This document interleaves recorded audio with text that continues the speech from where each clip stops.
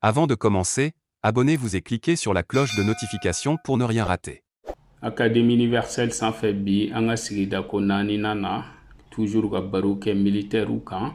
Militaires minnu kɛra sababu ye k'u ka jamana avancer ka yira hakiliw la k'a fɔ ko militaireya o t'a bali ko militaire bɛ se k'i jamana fa au sein de l'état même k'a sɔrɔ marifaci dɔrɔn tɛ k'a sɔrɔ an ka taa guerre kɛ o dɔrɔn tɛ. Militaire histoire yɛrɛ la a minnu tɛmɛna n'an bɛna baro k'u kan kelen kelen ka taa i bɛna ye k'a fɔ caman bɛ yen minnu kɛra sababu ye ka na ni yɛlɛmaw ye waati min na politiciens ye échec kɛ jamana kɔnɔ.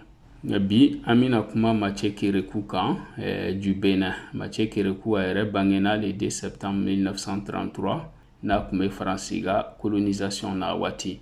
A y'a ka militaireya kalan kɛ Mali la Kati waati min na Faransɛw tun bɛ jamana kɔnɔ.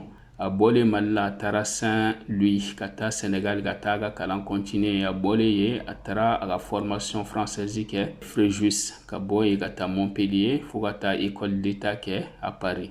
Nka très généralement ani maa caman ka fanga kɛcogo bɔra ɲɔgɔn kɔrɔ sabula souvent caman bɛ fanga daminɛ ni nɔgɔya de ye nka n'u ye fanga sɔrɔ tuma min na u bɛ na ni gɛlɛyaw ye u bɛ na ni ko caman wɛrɛ ye mun bɛ ni population bila ɲɔgɔn na fo ka taa se kuma dɔ la coup d'état ma. Ale taama kɛ ten ale y'a daminɛ ni gɛlɛya de ye gɛlɛya min ni a tun bɛ ka jamanadenw tɔɔrɔ k'a tun bɛ k'a kɛ walasa ko minnu bɛ jamana kɔnɔ n'u man kan a bɛ se ka yɛlɛma don o la cogo min na fo ka taa i to o gɛlɛya kɔnɔ ka na ni démocratie ye a ka laɲini sɔrɔlen tuma min na. Démocratie min ni a kɛra sababu ye k'a ni démocratie tɔw bɔ ɲɔgɔn kɔrɔ farafinna. Ka élection nɔgɔya min kɛra sababu ye ka na ni parti kow nɔgɔyali fɛnɛ. En 1960 waati min na indépendance tun bɛ ta Mathieu Kérékou yɛrɛ tun ye sous-lieutenant ye. Nka an k'a faamu k'a fɔ Afrique jamana tun tɛ yen coup d'état tun bɛ kɛ jamana min na ka Benin bɔ. Fo médiaw nana Benin surnommé ko l'enfant malade de l'Afrique. Waati de la gɛlɛyaw ni miirina caman kɔnɔna na militaires nana réfléchi u ni Mathieu Kérékou kana fɛɛrɛ tigɛ ka coup d'état kɛ président min tun bɛ yen walasa Kérékou ka sigi fanga kunna cogo min na a ka sigi jamana kunna ka diriger cogoya min na. K'an ka dɔn k'a fɔ u tun b'ale de wele ko caméléon ka sababu kɛ jamana tun bɛ situation min na ka bɔ la ka taa situation wɛrɛ la ka bɔ dictatorial la ka na bila démocratie yɛrɛ sira kan u y'a wele ko caméléon o sira fɛ fɛn min b'i yɛlɛma. En 1977 coup d'état dɔ tentative kɛra Faransɛw ka mercenaire min n'an delila ka baro k'a kan n'an b'a wele ko Bob Denard a ma se Mathieu Kérékou la a ka coup d'état échouera.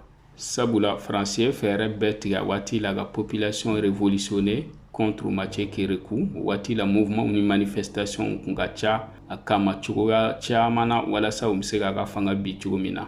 Nka a ka régime nana o waati de la ka na ni gɛlɛya ta ka mɔgɔw sɛgɛrɛ walasa u bɛ se ka koron a ka mara kɔnɔ cogo min na.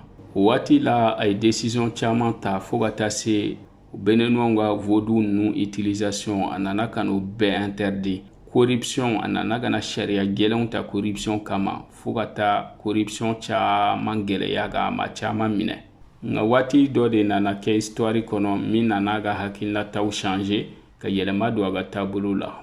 An b'a fɔ min ma ko la chute des murs de Berlin. O kɛra waati min na a fɛnɛ nana hakilinata ta ka fɔ diɲɛ bɛ ka yɛlɛma cogo min na a fɛnɛ bɛna yɛlɛma don a ka fanga ta cogo la. Mathieu Kérékou o waati la 1988 o y'a sɔrɔ FMI ye sariya gɛlɛn caman ta Benin kama ko sabula u bɛ ka taa taabolo min na jamana bɛ gɛlɛyaw ni juru caman kɔnɔna na.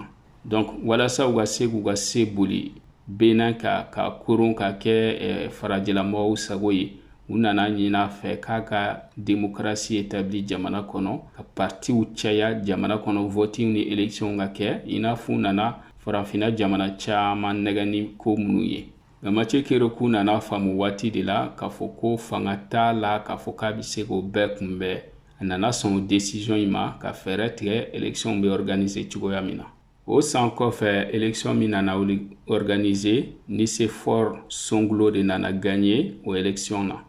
Waati min na Mathieu Kérékou nana élection organiser o fɛnɛ kɛra sababu ye ka kanu don jamanadenw na jamanadenw hakili tora la wa taara ka bɔ jamana kɔnɔ ka waati kɛ ka mɔgɔw yɛrɛ ɲinɛ a yɛrɛ kɔ ka segin ka na o kɔfɛ. En 1996 a nana ka n'i présenter élection na, a nana kana kɛ président ye, jamanadenw votera ye. A ye san 18 de kɛ fanga la o kɔfɛ. A ka militaire tile la kun bɛ ka jamana mara ni kɛcogo min ye, a nana yɛlɛma don bɛɛ la fo élection 2021 u nana tuguni ka na voter a ye 5 ans mandat kɛ o kɔfɛ. A nana kɛ maa ye o waati la président min kun bɛ jamanadenw lamɛn, président min kun ka surun jamanadenw na, a bi u kungo k'a kungo ye. O nana lien créer ni jamanadenw cɛ ka kanu don u la kosɛbɛ tuguni. Hali journalistes ni média minnu bɛ kɛrɛfɛ u bɛ critique min ni mun da kan. A nana ka na i hakili ni tulo bɛɛ bɔ o kan. Ka na démocratie to yen a ka marché, min ka di min ye o b'o fɔ, min ka di min ye o b'o kɛ. A ma majaabi min ni liberté presse kun b'a kɔnɔ ka tɛmɛ Afrique jamana bɛɛ kan.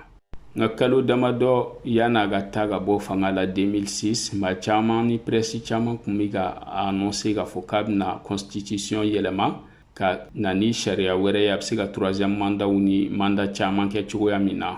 Waati de la a nana ka n'i sen bɔ fanga la min kɛra ka maaw dabaliya ban.